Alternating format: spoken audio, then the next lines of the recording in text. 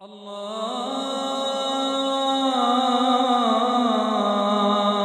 Akbar, Allahu Akbar, Allahu Akbar, Allah. Semi'allahu limen hamidah. Allahu Ekber.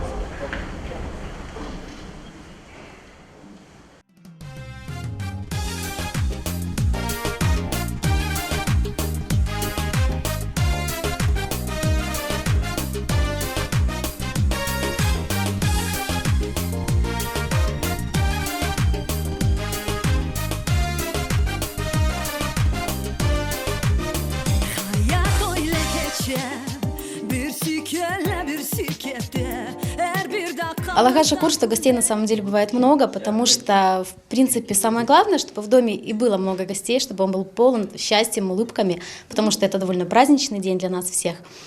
И в целый день приходят внуки, и у нее уже очень много внуков, правнуков. Поэтому, конечно, весь день люди, весь день гости. Bugün bizde bayram, bugün bizde bayram, dostlarım hepimizge can yürek. Euzubillahimineşşeytanirracim. Bismillahirrahmanirrahim. Elhamdülillahi Rabbil alemin. Errahmanirrahim. Maliki yevmiddin.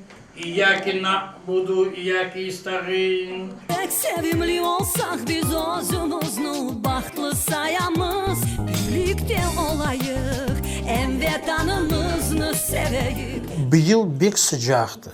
Ağır oladı, конечно. Но Allah tarafından niyet etiysin da başkaları bakaysın zor geçik. Bize tikaran Allah tarafından yengil oldu. O taraftan tikaran yengilliği var.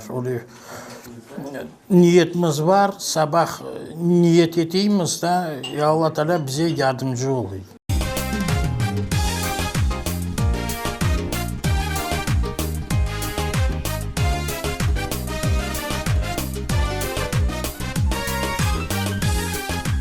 Kırım'a yaşaganıma pek ziyade kuvanayım.